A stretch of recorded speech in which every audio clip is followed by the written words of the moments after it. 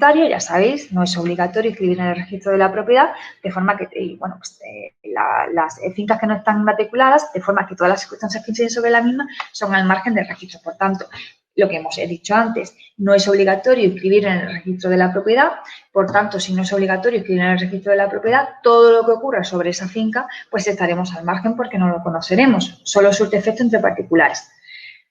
¿Qué ocurre? Pues aunque no sea obligatorio, sí es recomendable. ¿Cómo accede una finca? Pues una nueva finca que no se encuentra en el registro accede a través de la inmatriculación. Se realiza practicando en el registro una inscripción en la que se declara cuál es el propietario actual. Esta inscripción abre un folio, como ya hemos dicho, con todas las vicisitudes de la finca. Pueden ser solicitadas por el propietario o por el titular de un derecho real limitado, por ejemplo, por el usufructuario. Eso es la inmatriculación, el acceso al registro de la finca. La inscripción, pues son los sucesivos actos que se recogen en el folio correspondiente a una finca, lo que hemos dicho antes.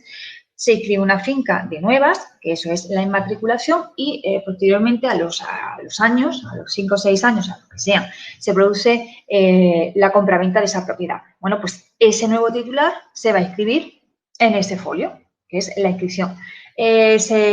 Vamos a sacar un préstamo hipotecario y vamos a poner esa finca como, bueno, pues como garantía de préstamo hipotecario, pues se va a inscribir en ese folio, esa es la inscripción. Para que los actos y contratos sean inscribibles en el registro de la propiedad, ya sabéis, es mediante escritura pública. Por ejemplo, un contrato de compraventa realizado entre particulares no se puede inscribir en el registro de la propiedad si no pasamos antes por notaría. ¿Vale? Hacemos un contrato privado de compraventas, un contrato de arras, que ahora es lo más usual, contrato de arras de compraventas, tenemos que acudir al notario, hacemos escritura de compraventa de ese inmueble y posteriormente acudimos al registro de la propiedad. Es imposible acudir al registro de la propiedad con un contrato privado. Siempre tiene que ser un contrato público y el contrato público, bueno, pues se consigue elevando a público ese contrato ante notario. Ya hemos visto la inmatriculación, la inscripción. Declaración de obra nueva. Bueno, pues simplemente la declaración de obra nueva se refiere tanto a las nuevas plantaciones respecto a una finca rústica, a una construcción de nuevos edificios o las mejoras de las fincas urbanas. Por ejemplo, la declaración de obra nueva, tenemos una vivienda donde hacemos por ejemplo, no sé, ahora que estamos en verano, una piscina, ¿no? Bueno, pues habrá que inscribir esa declaración de obra nueva que hemos hecho en la vivienda. Los notarios y registradores, para autorizar o escribir la escritura de obra nueva, exigirán lo siguiente: en la obra nueva de construcción, la licencia de edificación, certificado del técnico de ajuste de la obra del proyecto autorizado. La terminación de la obra se hará constar por acta notarial. En la obra nueva terminada, licencia de edificación, certificado del técnico competente, por el proyecto autorizado. Tanto las licencias como las certificaciones han de testimoniarse en las escrituras, es decir, se tendrá que primero realizar una escritura de obra nueva y con esa escritura de obra nueva acudir al registro para inscribir esa obra. Escritura de división horizontal, ya sabéis, los edificios que se encuentran en régimen de división horizontal se escribirán en el registro como una sola finca, es decir, el solar, ¿vale? O la finca, digamos, para que lo entendáis, la finca matriz. Y de esta finca matriz, que se va a escribir en el folio, va a salir los distintos departamentos, es decir, los distintos pisos o locales que se van a formar, que van a tener un número correlativo. Por ejemplo, la finca matriz, que es todo el edificio, será la 4500. Bueno, pues ahora la siguiente vivienda será la 4501, que se le asignará una cuota de participación. La siguiente vivienda la 4502, la 4503 y la 4504. Pero se escriben en el mismo fondo. Por eso muchas veces, cuando solicitamos una nota simple, bueno, pues, si tenemos solo la finca matriz, el registro te dice, está dividida en división horizontal. Nos ha dicho el número de finca matriz, especifique el número de finca que quiere solicitar. Exceso de cabida. Simplemente el exceso de cabida es una rectificación de la superficie. Porque, por ejemplo, una vivienda tiene más superficie que la que aparece en el registro. Es simplemente eso. Se realiza a través de la declaración del que tiene inscrita la finca, cuya descripción ha de ser rectificada, o por la nueva descripción, que de ella se hace con un título de derecho real, por un documento público o judicial que declare el exceso de cabida o por el acta de notoriedad. Agrupación, segregación, deslinde y agregación. ¿Qué es la agrupación? Consiste en la unificación de dos o más fincas para formar una nueva finca. Es decir, tenemos, por ejemplo, 3 fincas y esa finca de esas fincas queremos formar una nueva. En el registro se inscribe como nueva la resultante de la agrupación, con número diferente. Es decir, si las que ya existían tienen la 4100, 4200 y 4300, pues se inscribirá con un número nuevo de finca. Las inscripciones de las fincas anteriores se hace constar al margen derecho de la agrupación. Puede ser solicitado no solo por el propietario único de las fincas agrupadas, sino por cualquier persona distintas a ellas, siempre que se determine la participación indivisa de cada uno de ellos que corresponda a la finca resultante. ¿Vale? Simplemente, pues, de 2 o más fincas, hacer otra nueva. Eso es la agrupación. Las agregaciones, pues es exactamente igual, ¿vale? Sobre una finca inmatriculada, pero la diferencia entre la anterior es, un segundito, me he pasado la segregación, vamos a ver la agregación, es simplemente que se exige para la agregación que tenga la finca como mínimo una superficie del quintuplo de la suma de las que se agreguen. Si es de menor extensión, pues se hará la operación anterior. La inscripción se realizará en el folio de la finca mayor sin alterar la remuneración describiendo la finca resultante, poniendo notas marginales de referencia en cada finca matriz. Venga, continuamos. La segregación se produce cuando se separa una parte de una finca inscrita para constituir otra finca. Es decir, tenemos una finca y esa finca, pues de esa finca nace otra finca. La finca nueva originada se inscribe bajo un número diferente y se expresa la segregación al margen de la inscripción de la propiedad de la finca matriz. Bueno, aquí en este caso podríamos decir como si fuese una división horizontal.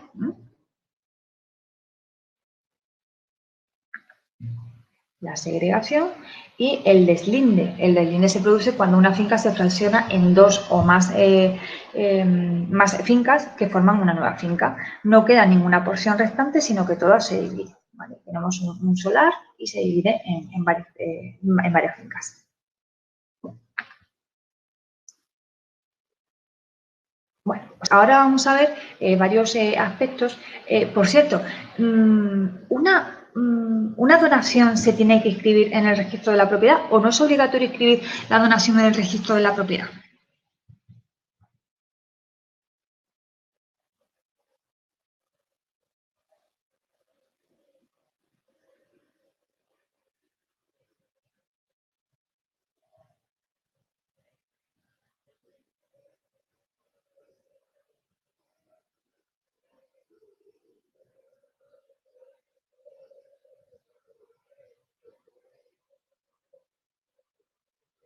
Exactamente. Exactamente. Bueno, no es, ya sabéis que se tiene que inscribir en el registro de la propiedad. Como siempre digo, no es obligatorio ser preceptivo, pero sí hay que inscribir en el registro de la propiedad. ¿Un contrato de opción de compra se puede inscribir en el registro de la propiedad? ¿O no se puede inscribir en el registro de la propiedad un contrato de opción de compra?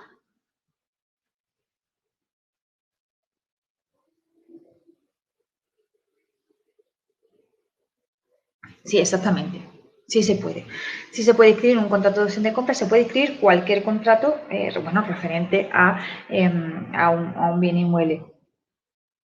Este contrato, ya sabéis, ¿es necesario acudir a notaría para elevar ese contrato público, el contrato de opción de compra, o no es necesario?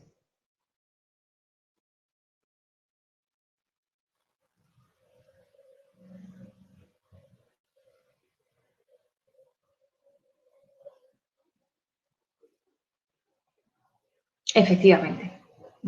Siempre vamos a tener que acudir al notario. Es un paso previo. Para acudir al registro de la propiedad es un paso previo a acudir al notario. Tenemos que acudir al notario con el contrato de opción de compra. Recordad que el contrato de opción de compra, la opción de compra no puede ser superior a 4 años Y cuando se trate de un contrato de arrendamiento con opción de compra, bueno, pues la opción de compra será por el tiempo que hayan determinado las partes o por la duración del contrato, pero, ojo, la opción de compra caduca o prescribe cuando se prorroga el contrato. Bien la prórroga legal o bien por tácita reconstrucción, ¿no? Entonces, ojo con esto. La opción de compra caduca a los 4 años y el contrato de arrendamiento con opción de compra caduca cuando se prorroga, ya sea legalmente o tácitamente, el contrato de arrendamiento. Y sí, para el registro de cualquier documento siempre hay que elevarlo a público mediante notario. Bueno, pues ahora vamos a ver ciertos aspectos de cómo se escribe, por ejemplo, una compraventa, de cómo se escribe una donación, una herencia, para que veáis, bueno, pues los requisitos y los documentos que vamos a necesitar para escribir la compraventa. Bueno, pues ya sabéis, la compraventa es muy fácil. Vendedor y comprador acuden a notaría, bien con el contrato privado de compraventa para que se eleve ese contrato a público, o bien se hace una escritura pública de compraventa. Las partes pueden elegir libremente el notario, ya lo sabéis. Normalmente el notario lo paga el que compra, bueno, lo elige el que paga, el notario, perdón. Normalmente el notario lo elige el que paga. El que paga la escritura elige notario y cualquier cláusula contraria a esta sería ilegal, según conforme a las condiciones, a la Ley de Consumidores y Usuarios y artículo 126 del Reglamento del Notariado, que establece que quien paga el notario es el que elige, ¿vale? Una vez otorgada la escritura pública de compraventa, es decir, una vez el notario nos ha hecho la escritura, debemos de liquidar los impuestos, que ya sabéis que en el caso de que sea obra nueva se tendrá que liquidar IVA y actos jurídicos documentados. El IVA, si es de vivienda, es al 10%, si es de local, de nave, es al 21%, si es en Canarias, creo que sé recordar que es al 6%, y si es una vivienda de segunda mano o posteriores transmisiones, se tendrá que pagar el impuesto de transmisiones patrimoniales, que depende de cada comunidad autónoma. Este impuesto depende de la comunidad autónoma. Entonces, cada comunidad autónoma establece unos tipos impositivos. Por ejemplo, puede ser el 10, puede ser el 8, puede ser el 6. Además, la mayoría de las comunidades autónomas también establecen una serie de requisitos con los que se pueden beneficiar determinadas personas. Por ejemplo, el menor de 35 años, que vaya a constituir una vivienda habitual, la familia numerosa suele tener un tipo de más reducidos, las personas con discapacidad, etcétera. Y en el caso de que se vaya a solicitar hipoteca, los actos jurídicos documentados, que bueno, que ya sabéis que por la nueva ley hipotecaria, por la modificación de la nueva ley hipotecaria, depende, lo asume el banco, no lo tiene que asumir el cliente.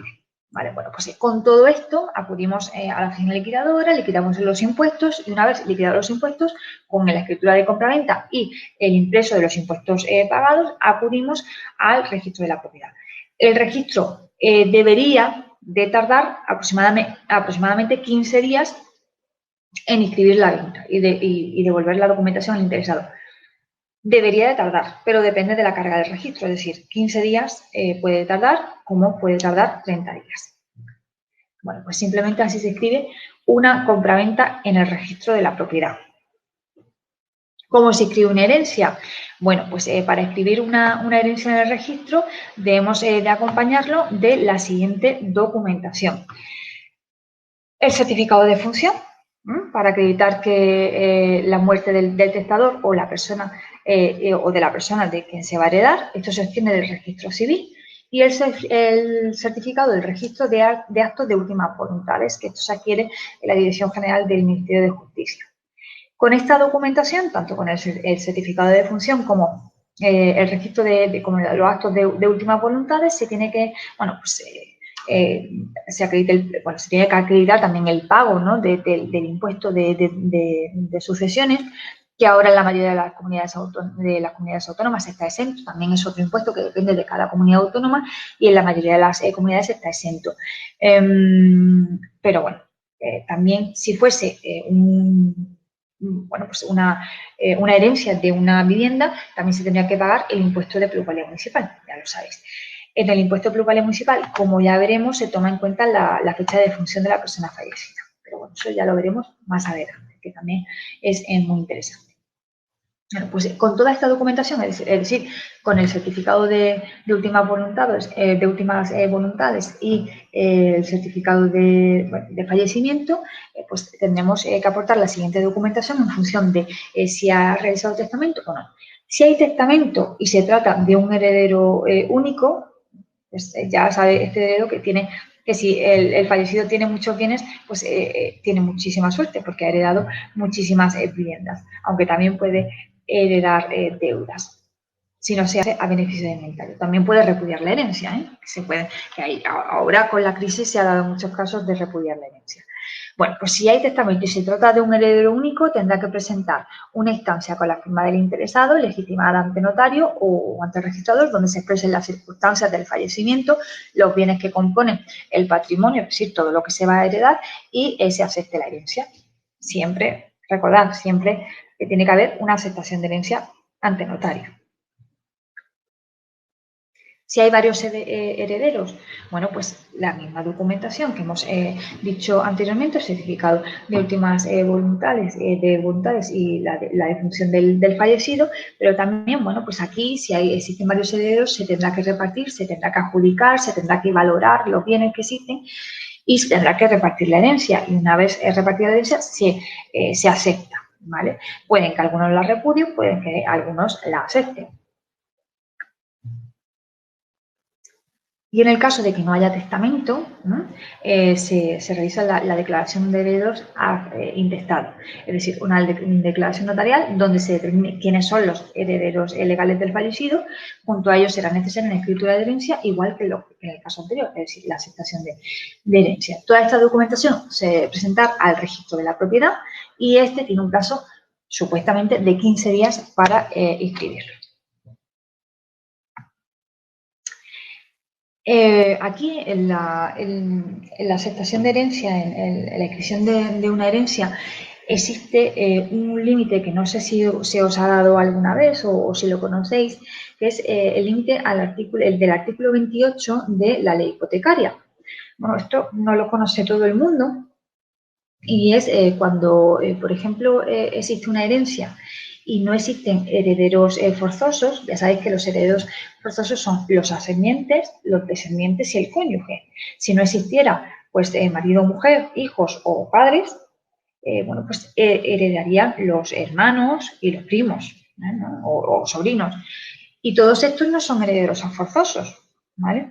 Entonces, la ley hipotecaria establece en su artículo 28 un límite a esta herencia, y es que dice que cuando no existe herederos forzosos, no surtirá efecto frente a terceros esta herencia, es decir, el cambio de la titularidad de estos herederos no surtirá efecto hasta pasado 2 años desde el fallecimiento del causante, ¿no? Entonces, ¿qué ocurre? Que podemos encontrarnos en una nota simple, la notación de esta finca está limitada conforme al artículo 28 de la ley hipotecaria. Ojo, ¿qué ocurre aquí? Porque, claro, los herederos, que no son herederos forzosos, pero que ya tienen inscrita en el registro de la propiedad su titularidad, aunque no surte efecto frente a terceros, claro, eso lo sé ahora que he mirado el artículo 28, aunque no surte efecto frente a terceros hasta pasado 2 años, pero sí se ha cambiado la titularidad. Aquí aparece Ramón y Juan, que son los herederos de esta vivienda. Y me han dicho que quieren vender esta vivienda. ¿Qué podemos hacer? Porque, claro, con este límite del artículo 28 puede ocurrir que en el plazo de 2 años aparezca una persona que acredite o que diga, oye, yo también tengo derecho a heredar, ¿vale? Imaginaros, no sé, un cónyuge que no sabían que había contraído matrimonio o un hijo secreto, ¿no? ¿Vale? Entonces, claro, si aparecen en estos 2 años, también tiene derecho a heredar. ¿Qué ocurriría? Bueno, pues que se tendría que abrir un procedimiento donde se hiciera de nuevo el reparto de la herencia. O, por ejemplo, si fuese el cónyuge, la vivienda le pertenecería a él, no a esos herederos que no son forzosos. ¿Qué ocurriría? Bueno, pues ahí que se produce una situación de inseguridad jurídica total para el comprador. ¿Por qué? Porque, claro, hasta que no transcurra el plazo de 2 años, el comprador no sabe seguro si va a aparecer un heredero que tenga también derecho a heredar ese bien. Y bueno, puede ser, no es muy usual, pero puede ocurrir. En estos casos, bueno, pues se abriría un procedimiento, también el comprador quedaría por el artículo 32 de la ley hipotecaria, como cuando se adquiere de buena fe, quedaría amparado por esa buena fe, ¿no? el comprador y bueno, pues no tendría que devolver el inmueble, ¿no? Sino que sería el nuevo titular porque ya está inscrito en el registro de la propiedad y al encontrarse inscrito en el registro de la propiedad, bueno, no lo pueden despojar de su derecho. Aunque exista esa limitación, no lo pueden despojar de su derecho. Entonces, se mantendría la compraventa, pero bueno, pues los que recibieron ese importe, pues se tendrían que repartir con el que ha aparecido, que tiene también derecho a heredar. Bueno, pero se crea ahí una situación de inseguridad jurídica que, bueno, pues se puede ir para un lado o puede ir para otro. ¿Qué se suele hacer? Bueno, pues se suele hacer que cuando existe esto, los compradores son reacios a comprar. Yo lo sería. Como solución, pues un contrato de alquiler con opción de compra se puede realizar para que transcurran esos 2 años y en esos 2 años ya se pueda vender libremente la vivienda porque ya son titulares de pleno derecho. ¿Qué ocurre? Cuando el comprador necesita financiación, necesita sacar un préstamo hipotecario para la compra del inmueble, puede que muchos bancos, además, de hecho, es así, muchos bancos denieguen la financiación. ¿Por qué? Porque existe este límite del artículo 28 de la ley hipotecaria. Claro, el banco también se queda sin garantía. Entonces, bueno, algunos bancos acceden a conceder el préstamo siempre y cuando incorporan una condición resolutoria en la cual se dice que, bueno, que si aparece un heredero en el plazo de estos 2 años, pues que la operación quedará extinguida. Pero, bueno, suelen ser los menos. En la mayoría de los casos siempre ponen muchas trabas cuando ven el límite del artículo 28 de la ley hipotecaria. Entonces, bueno, pues siempre advertir, cuando os encontréis esta situación, siempre advertir muy bien al comprador, porque, bueno, es una situación importante y además es una situación que puede acarrear consecuencias negativas. Entonces, siempre advertir y proponer otras posibilidades, por ejemplo, el contrato de arrendamiento con opción de compra. Bueno, pues ¿cómo se inscribe una cancelación de hipoteca? Ya sabéis, la cancelación de hipoteca, hemos visto que la hipoteca, cuando ya esté saldada, prescribe a los 20 años, pero bueno, cuando por ejemplo, se quiere transmitir el bien inmueble y todavía no ha transcurrido 20 años o se quiere sacar otro préstamo hipotecario y todavía no ha transcurrido 20 años, lo normal, además lo van a exigir, si yo fuese comprador lo exigiría, que esa carga se eliminase. El propietario de la finca que ha pagado la deuda puede elegir solicitar la cancelación del registro o dejar la finca como está. Es decir, no pasa nada si no se va a transmitir la finca o no se va a solicitar un préstamo hipotecario, no pasa nada porque esa anotación aparezca ahí, aunque esté bueno, pues ya prescrita. ¿Por qué? Porque está prescrita porque se ha pagado la deuda. No ocurre nada, pero siempre cuando se va a transmitir la propiedad, el comprador no quiere que aparezca ahí. La cancelación de hipoteca conlleva el pago de los aranceles notariales. ¿Y qué hay que hacer? Bueno, pues acudir al banco. El banco tiene que emitirnos un certificado de deuda cero, acudir a la notaría, acreditar que, bueno, pues, que esa hipoteca está saldada y posteriormente acudir al registro de la propiedad. Ojo, siempre que lo haga el vendedor, que no lo asuma nunca esta función el comprador. ¿Por qué? Bueno, pues porque el comprador no puede obtener el certificado de deuda cero. ¿Por qué? Porque los bancos alegan que por la Ley Orgánica de Protección de Datos, de nuevo, la famosa Ley Orgánica de Protección de Datos, no pueden dar esa información a una persona que no es titular de ese inmueble. Entonces, pone muchísimas pegas y muchísimas trabas y al final no conceden el certificado de deuda cero. Por tanto, esa carga se va a quedar ahí. Evidentemente, si la concederán, si se interpone un pleito.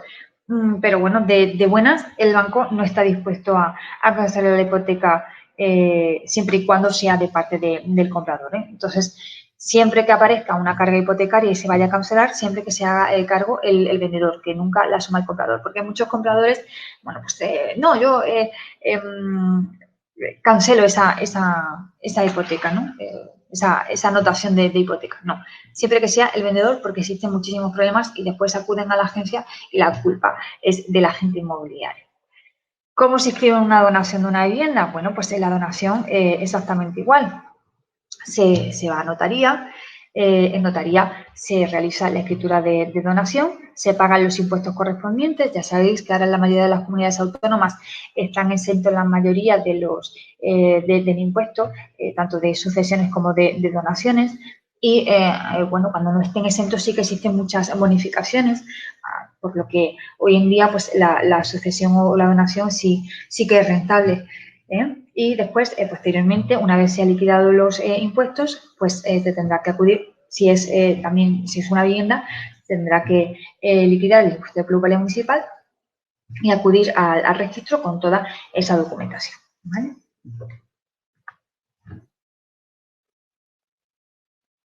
La situación urbanística. Bueno, ya sabéis que lo mismo que es importante conocer la situación de la propiedad mediante las anotaciones o las certificaciones, también es importante la situación urbanística.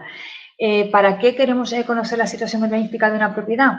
Bueno, pues es interesante cuando se va a adquirir un solar para vivienda, es importante conocer si esa zona es calificada como zona urbanizable o no urbanizable, o esa zona está destinada a servicios viales. Todos los ciudadanos tienen derecho también a esta información. La situación urbanística de la propiedad es pública, todos los ciudadanos tienen derecho a esta información, y esta información no se adquiere o no se facilita a través del registro de la propiedad, sino que a través del ayuntamiento. Es el propio ayuntamiento el que tiene que acreditarnos y facilitarnos, en este caso, la información urbanística de la propiedad. Esto es importante. Y además, siempre solemos solicitar una nota simple para ver la estructura de la finca, las cargas y demás, pero nunca solicitamos un informe de la situación urbanística de la propiedad. Y también es importante porque, oye, puede ocurrir que, no sé, pensemos que ese solar es urbano y no lo sea. Ya sabéis, los cambios urbanísticos por los planes urbanísticos que realizan los ayuntamientos cuando le convienen. Ahora, este solar que no es urbanizable lo voy a urbanizar porque me conviene. Bueno, pues es importante que conozcáis la situación urbanística de la propiedad. Bueno, pues ya hemos conocido un poquito el registro de la propiedad. Habéis conocido el funcionamiento del registro de la propiedad, lo que se puede escribir en el registro de la propiedad y lo necesario para escribir en el registro de la propiedad. Creo que con el registro de la propiedad no debemos de alargarlo más, porque no debéis de conocer nada más allá. Como siempre, insisto, para cualquier cosa, para cualquier duda que tengáis, mi correo electrónico está a vuestra disposición, idg@apivirtual.com. Ya sabéis que el saber no ocupa lugar y que siempre es bueno pues conocer todos los aspectos jurídicos para que en cualquier momento pues os pueda preguntar el cliente y sepáis responder. Como ya he dicho, el martes que viene nos volvemos a ver. Llevamos varias semanitas que nos estamos viendo todas las semanas. Eso es lo que me gusta a mí y yo espero veros por mucho tiempo. No sé si la semana que viene hablaremos del plan de marketing con la herramienta de API virtual y los impuestos tanto de vendedor como comprador, que es, va a ser una clase muy, muy interesante y además es muy amena, o vamos a ver la interpretación de las cargas, ¿vale? Ya en función de una cosa u otra. De todas maneras, bueno, pues son los dos temas que nos quedan por ahora de ver y que lo veremos el martes que viene. Y ya después del martes que viene, agosto lo dejo libre para que podáis descansar y volveremos en septiembre. Bueno, pues muchísimas gracias por vuestra atención. Sé que me estáis escribiendo, pero el chat llega a un momento que no funciona. Así que, bueno, pues muchísimas gracias por vuestra atención y lo dicho, nos vemos el martes que viene para cualquier cosa. Mi correo electrónico idg@apivirtual.com.